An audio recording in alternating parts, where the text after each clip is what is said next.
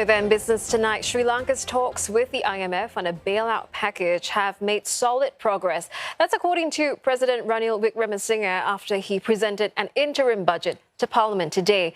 He added the government would aim to control inflation and introduce laws to bolster central bank independence.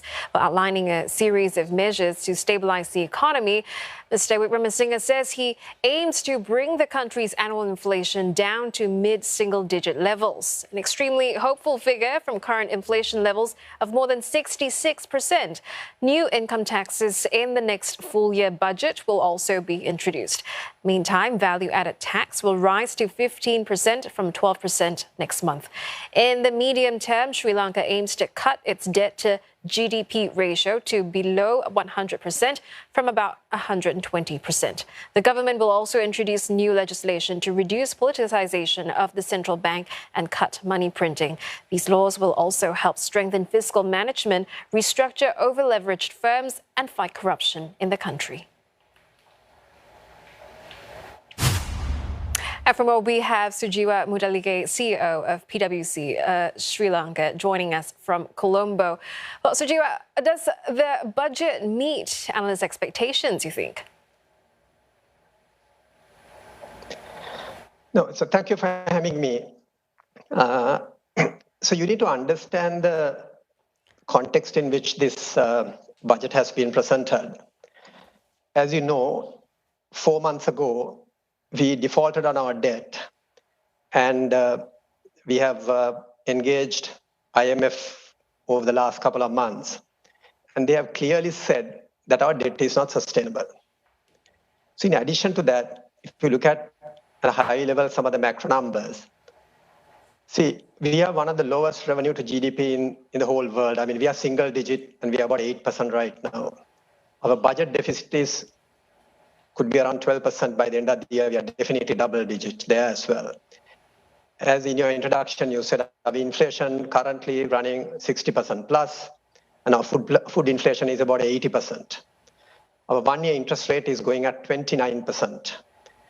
And as you know, this year, we should end up with about a negative 8% GDP growth. So when you're asked to present an interim budget, taking these factors into account, it's not an easy task. I should say, to some extent, what has been presented today for the next 4 months, it gives a high-level policy direction from President Wickremesinghe as to where he wants to be over the short to medium term. I think it ticks most of the boxes as far as IMF is concerned. They are currently on the ground, and we expect a staff-level agreement to be agreed upon hopefully over the next couple of days, if not during the month of September. But the midterm targets are very ambitious.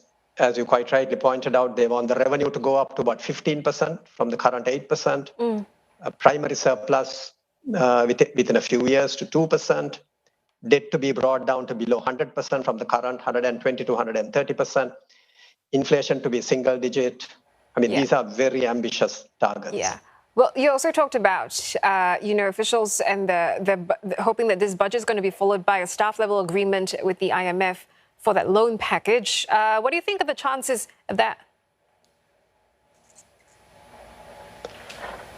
See, I believe that the discussions are going on well. That's what we have heard.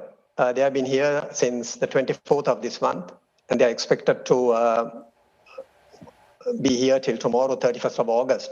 And we would expect a communique out from them. And I believe most of the things which, not just IMF, I think what we should have done over the last so many years have been done over the last 3 to 4 months, actually, since President Wickremesinghe assumed office. I mean, we've increased our utility prices, fuel prices have gone up, electricity tariffs have gone up, water rates went up, is going up from 1st of September, cooking gas prices have gone up. Interest rates have been increased. So most of the things that we should have done on our own actually have been done over the last 4 months. So credit to President Wickremesinghe. Well, Mr. Sujeewa, let's say that Sri Lanka succeeds in getting that IMF bailout. What about its debt payments to creditors such as China and India then? Yeah, so that's the big question mark. that we need to resolve at the moment is what would happen to this bilateral debt. And also not only that, one of the big question marks which is yet to be answered is actually what would happen to the domestic debt.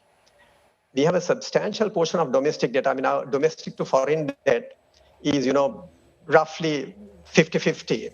So there's a substantial portion of domestic debt which is held by the banks, the pension funds, the insurance, life funds, and so on. So if any type of debt restructuring happens, there'll be significant impact to the local economy and to the financial services sector in particular. Well, thanks for speaking with us, Mr. Sujeewa Mudalige, the CEO of PwC Sri Lanka from Colombo.